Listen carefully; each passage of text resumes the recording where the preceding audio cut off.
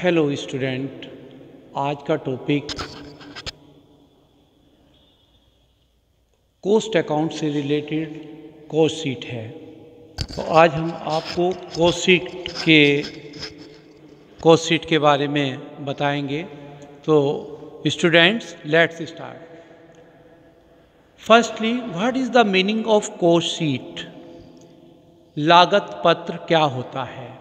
Specially cost sheet is a statement of show the different components of the total cost. If generally show the total cost as well as cost per unit. Especially cost sheet किसी वस्तु के उत्पादन से संबंधित विभिन्न लागतों को बताता है। यहाँ पर हम आपको सबसे पहले कॉस्ट शीट के संबंध में एक spaceman of a simple cost sheet के बारे में बताते हैं। इस कॉस्ट शीट के अंतर्गत सबसे पहले first here is a format. First is particular, second total amount और third is cost per unit. Here is output and here is number of units.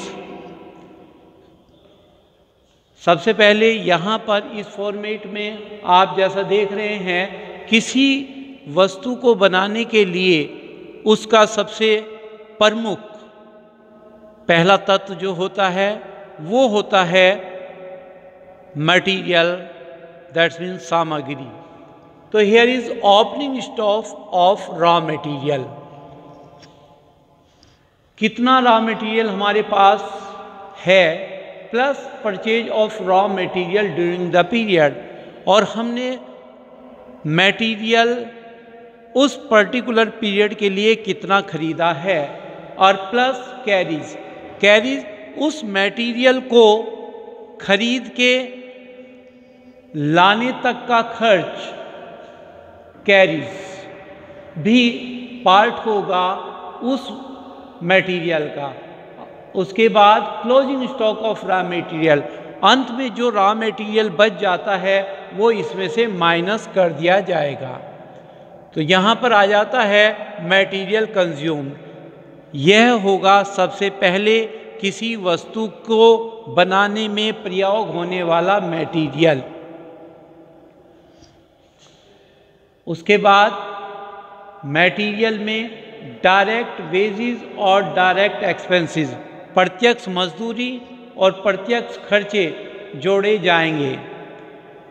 Material में जब हम सभी प्रकार के डायरेक्ट वेजेस और सभी डायरेक्ट एक्सपेंसेस को जोड़ देते हैं तो वो कहलाती है प्राइम कॉस्ट।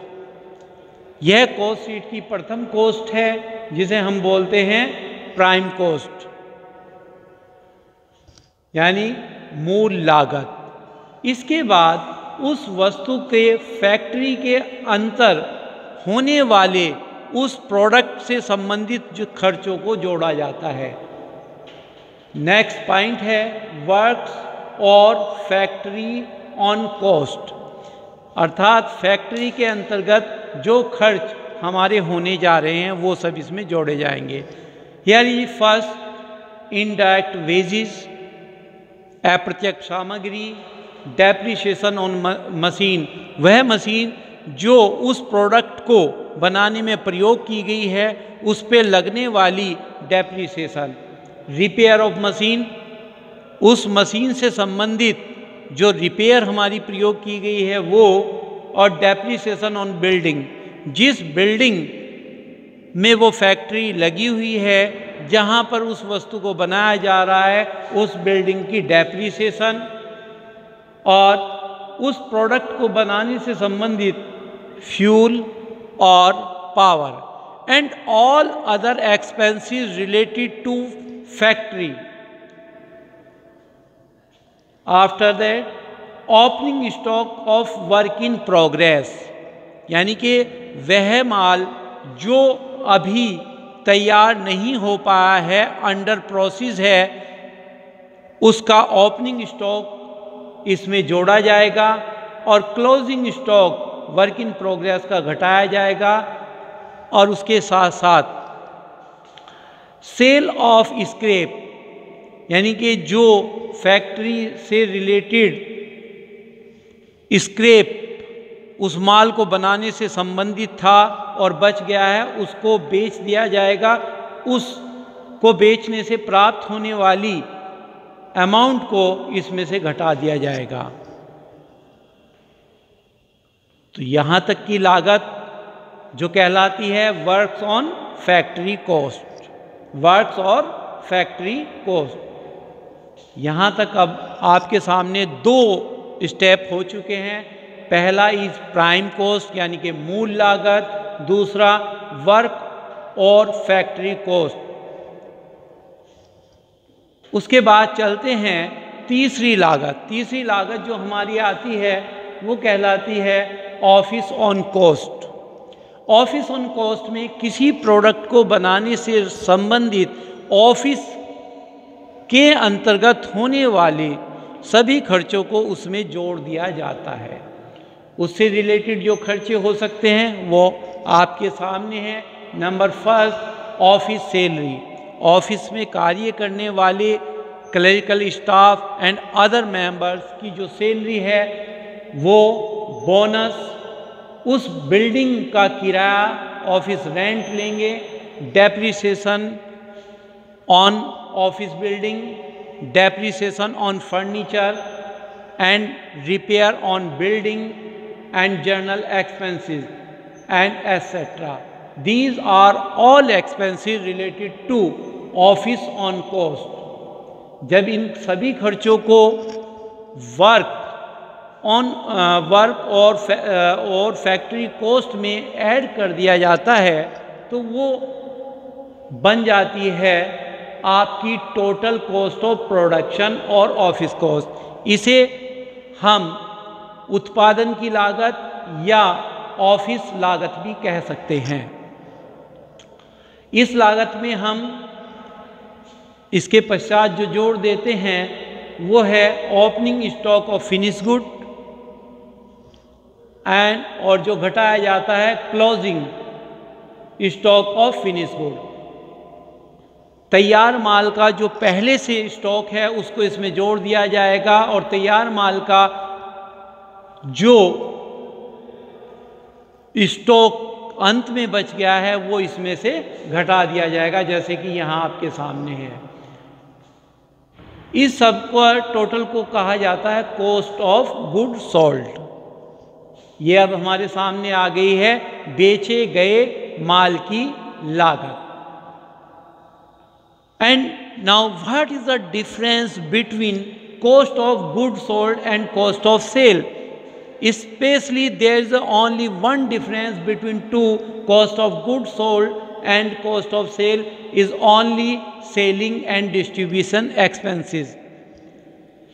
इसका मतलब कि बेचे गए माल की लागत में यदि उस माल को बेचने से रिलेटेड जो खर्चे हैं, just like a selling and distribution expenses, delivery van expenses, advertisement expenses, these are all example related to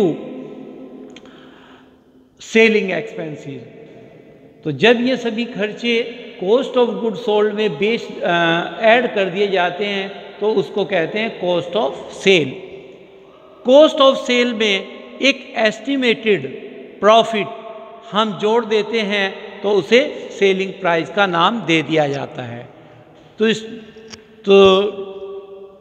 students, ये था आपके सामने कॉस्ट शीट का एक फॉर्मेट।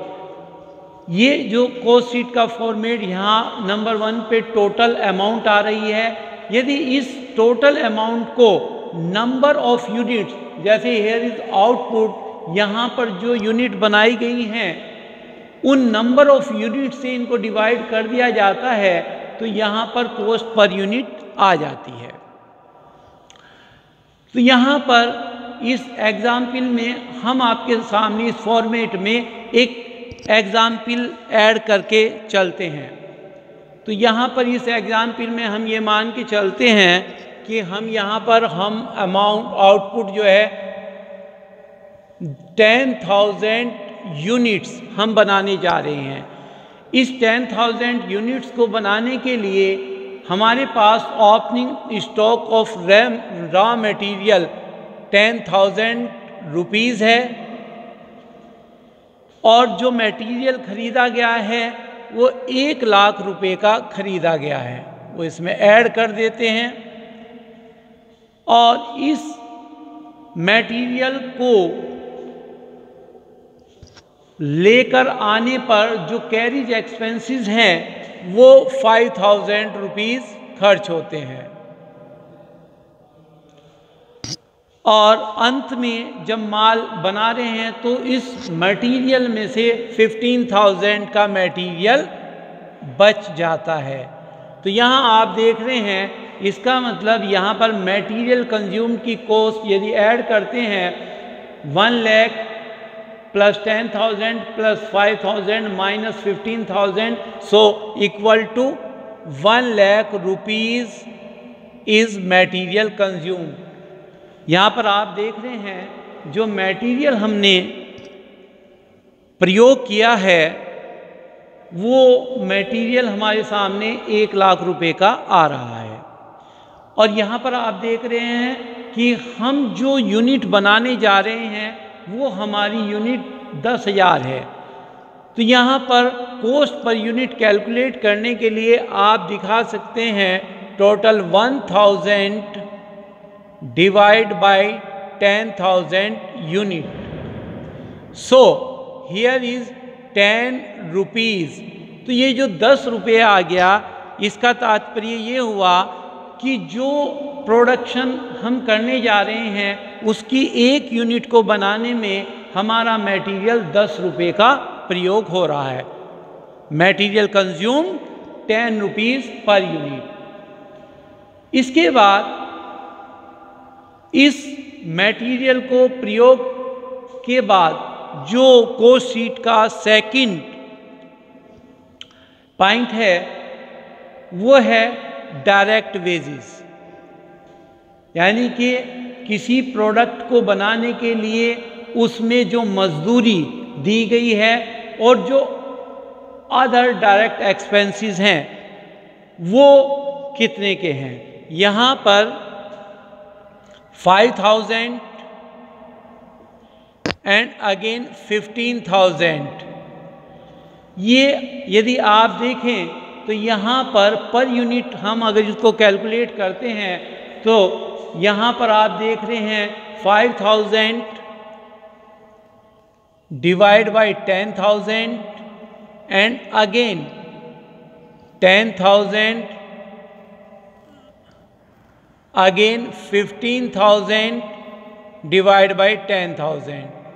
तो यहाँ आप देखेंगे कि ये 50 पैसे पर यूनिट और ये यहाँ पर आपका हो रहा है 1.5।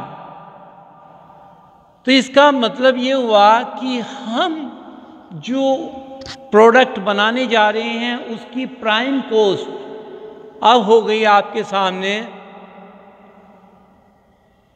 12 रुपीज़ पर यूनिट। अर्थात इस प्रोडक्ट को बनाने के लिए हमारा मटेरियल 10 रुपये का है, वेजेस एंड डायरेक्ट एक्सपेंसेस 50 पैसे और 1.5 पैसे इज अदर डायरेक्ट एक्सपेंसेस।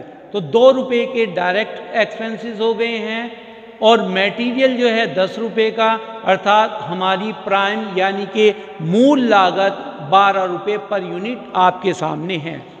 उसके बाद इस प्रोडक्ट को बनाने में जो फैक्ट्री के अन्य खर्चे आपके सामने हैं वो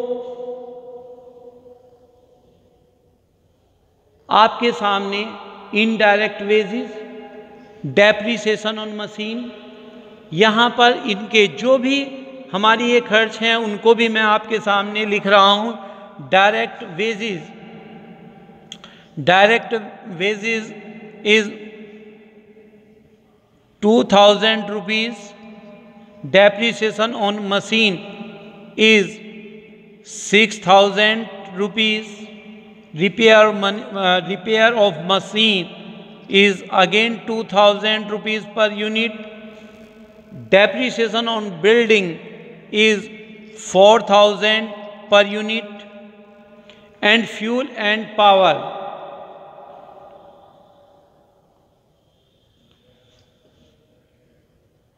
$8,000 पर यूनिट। तो यहाँ पर आप इनको डिवाइड करके लिख सकते हैं। आप देख रहे हैं हमारे पास टोटल आउटपुट 10,000 है, तो यहाँ पर इनडायरेक्ट वेजेस 20 पैसे, 60 पैसे, 20 पैसे, 40 पैसे एंड 80 पैसे, ये आपके सामने पर यूनिट का खर्च आ रहा है। फैक्ट्री के अदर एक्सपेंसेस आपके सामने ये लिखे गए हैं 2000, 6000, 2000, 4000 एंड 8000। और जैसे कि आप देख रहे हैं यहाँ पर जो यूनिट बनाई गई है वो 10,000 है, तो प्रत्येक यूनिट को डिवाइड कर दिया गया है 10,000 से। इसके बाद opening stock of work in progress, जो हमारा माल बना हुआ है जो पूरी तरीके से अभी तैयार नहीं हुआ, उसका ओपनिंग स्टॉक हम यहाँ पर घटा देते हैं, ऐड कर देते हैं। ओपनिंग स्टॉक 10,000, क्लोजिंग स्टॉक 5,000, तो यहाँ पर पहले हम इस टोटल कॉस्ट को ऐड कर रहे हैं।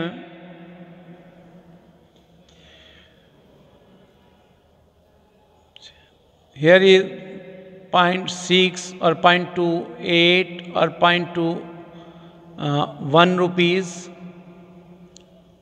and 1 rupees 40 paise and 2 rupees 20. So total is 0.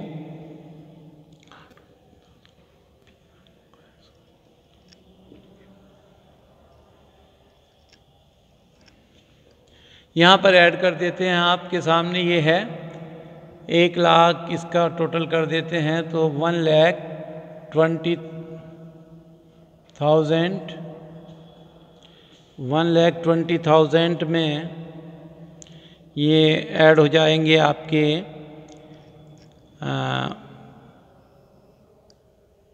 Total 8 + 2 10 और 10 20 22, total is 0 0 0, ये हो गए 8 + 2 10 20 22 27 2 and 2 or 1 3 or 2 5, 1,50,000. And sale of scrap, no, नील। आप अगर किसी प्रोडक्ट की या कोई कॉस्ट है नहीं, जैसे सेल ऑफ स्क्रैप की कोई वैल्यू क्वेश्चन में नहीं दी गई है, तो उसके सामने हमने यहाँ पर नील लिख दिया है।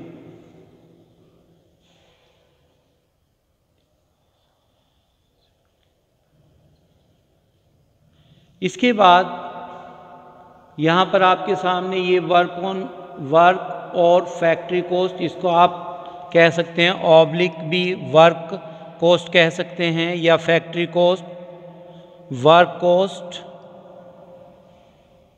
और फैक्ट्री कॉस्ट। इसके बाद इस कॉस्ट में यहाँ पर ये कॉस्ट आपकी आ गई 1,57,000 is a total work cost. अब इस कॉस्ट में हम जो ऐड करने जा रहे हैं वो करने जा रहे हैं ऑफिस से रिलेटेड खर्चे। ऑफिस के जो भी खर्चे क्वेश्चन में आपके सामने दिए गए हैं वो सभी इसमें ऐड कर दिए जाते हैं। उसमें नंबर फर्स्ट आप देख रहे हैं office salary. Office salary 2000, office rent 1000, depreciation on office building 3000, depreciation on furniture again 1000, repair is 2000, office light 5000, journal expenses 3000।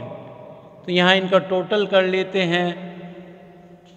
Office के इन खर्चों को यहाँ पर इधर आप देख रहे हैं हियर इज कॉस्ट 1,57,000, यहाँ पर ये 1,50,000 आ रहा है 57, और यहाँ पर ये खर्च है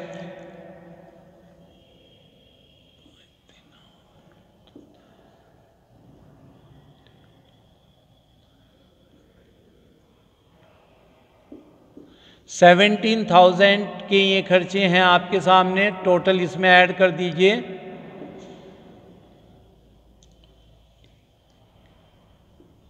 ₹1,00,000 यहाँ पर आप देख रहे हैं पहले हमारी कॉस्ट फैक्ट्री कॉस्ट, ये जो है आपकी फैक्ट्री कॉस्ट 1,57,000 आ रही थी, 1,57,000 इसमें ऐड हमने किए हैं 17,000, तो ये हो गई 1,74,000। यहाँ इसको हम जो कहेंगे here is total cost of production और office cost. Total cost of production और ऑफिस कॉस्ट, यानी कि हमारा जो प्रोडक्ट बन के तैयार हो रहा है उसकी कुल लागत, या इसको ऑफिस लागत के नाम से भी जाना जाता है। इसमें हम opening stock of finish good add कर रहे हैं 4,000 जो दिया गया है, और इसमें जो closing stock of finish good हैं वो हम लेस करते हैं, वो 28,000 है आपके सामने। तो यहाँ पर 1,74,000 और प्लस 4 1,78,000 हो गए इन दो का टोटल, और less 28,000, so 1,00,000 here is 1,50,000 cost of goods sold. इसमें सेलिंग एंड डिस्ट्रीब्यूशन एक्सपेंसेस यदि हम ऐड करते हैं वो 20,000, तो here is cost of sales is 1,70,000, और यहाँ पर इस प्रोडक्ट पर हम प्रॉफिट चाहते हैं 30,000। Desired profit is 30,000, so selling price is 2,00,000 rupees, and selling price per unit is 2,00,000 divided by, here is unit, here is number of unit, output is 10,000, so 20 rupees per unit। तो यहाँ आप देख रहे हैं ये cost sheet जो कि हमने 10,000 यूनिट के लिए बनाई है, जो कि हमारी टोटल 10,000 यूनिट हम प्रोड्यूस करने जा रहे हैं उसकी कॉस्ट शीट है, और उसका sale price 20 rupees per unit आ रहा है। तो ये एक एस्टिमेशन है 10,000 यूनिट का। इस एस्टिमेशन के अकॉर्डिंग हम प्रोडक्शन करते हैं। तो तो यहाँ आज आपने इसमें देखा कि एक कोर्स शीट जिसमें हमारे विभिन्न स्तर पर एक वस्तु की लागत दिखाई गई है। अब अगर हम बाद में कोर्स शीट का कंपैरिजन करते हैं और ये पाते हैं कि कंपटीशन के टाइम पर हमारी ये कॉस्ट ज़्यादा आ रही है, तो हम ये देख सकते हैं कि कहाँ पर हम इस प्रोडक्शन कॉस्ट को कम कर सकते हैं। Here is various parts of cost sheet.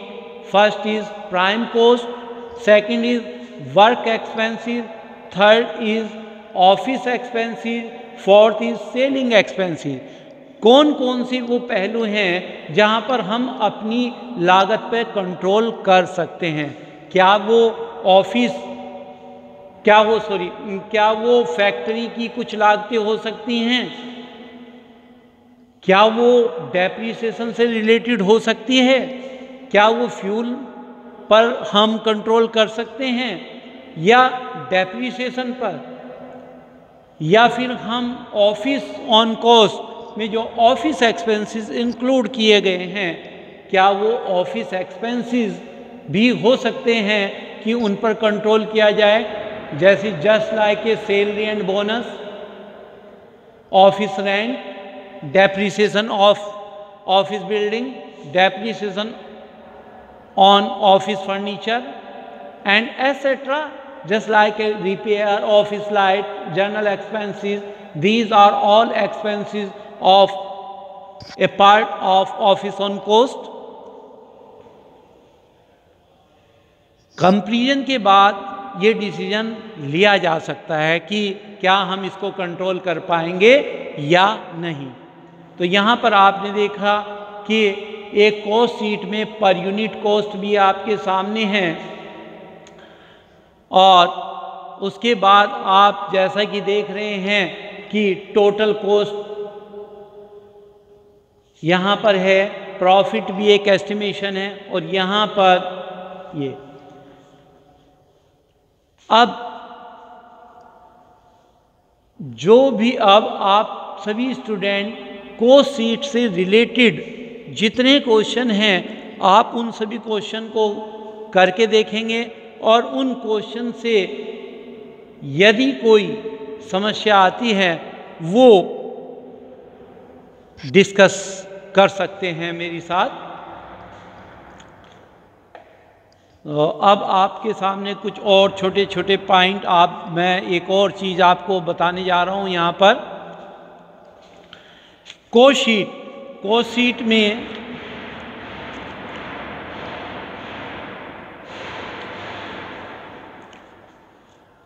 जो पेपर से रिलेटेड कुछ पॉइंट हैं जो आपके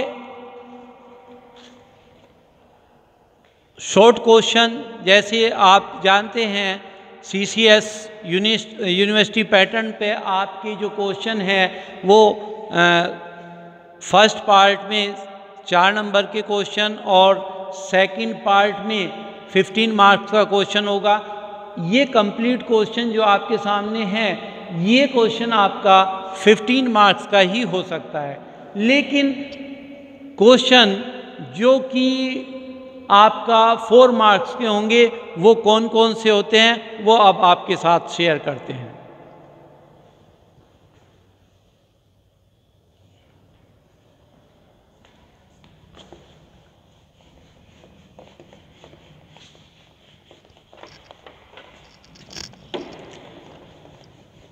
सबसे पहले एक क्वेश्चन 4 मार्क्स में आपके पेपर से रिलेटेड हो सकता है।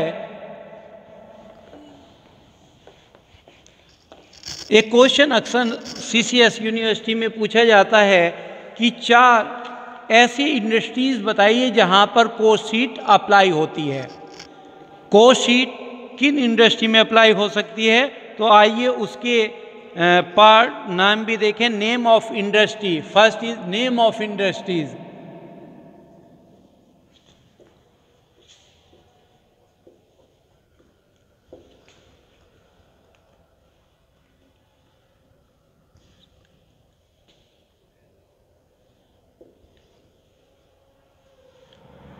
Name of industries, and second is cost unit.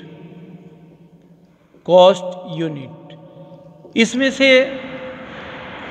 सभी स्टूडेंट एट लीस्ट 4 ऐसी इंडस्ट्री के नाम आप जरूर लर्न कर लें जहां पर ये कॉस्ट शीट अप्लाई होती है। उसमें आपके सामने सबसे पहले paper industries, number first paper industry.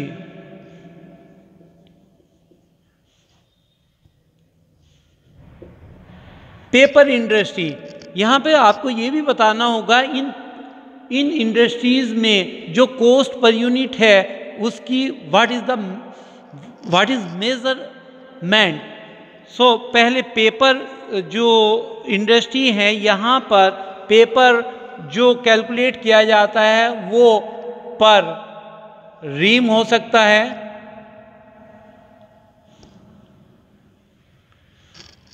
और पर केजी। तो यहाँ पर पेपर पर रीम और पर केजी के आधार पे होता है। दूसरा है आपका Bricks industries.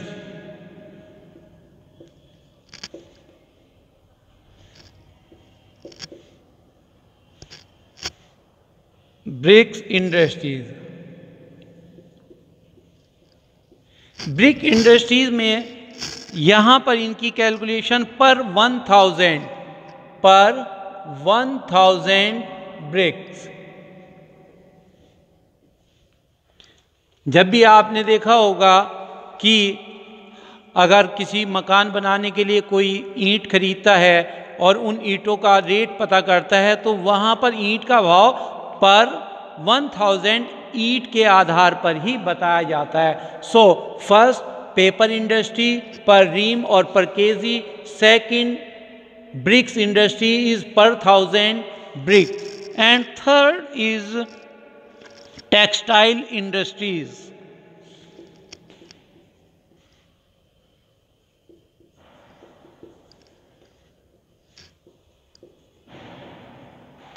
Textile industry per metre.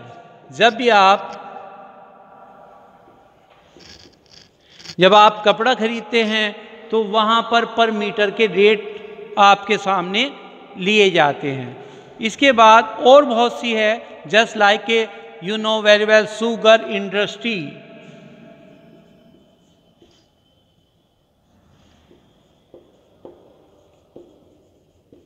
Sugar industries में आप जानते हैं कि शुगर का रेट पर क्विंटल, स्पेशली मार्केट से जब आप खरीदते हैं तो वहाँ पर ज़रूर आप चीनी पर केजी के रेट से खरीदते हैं, पर इंडस्ट्रीज में इसका रेट पर कुंटल के आधार पर लिया जाता है। उसी प्रकार से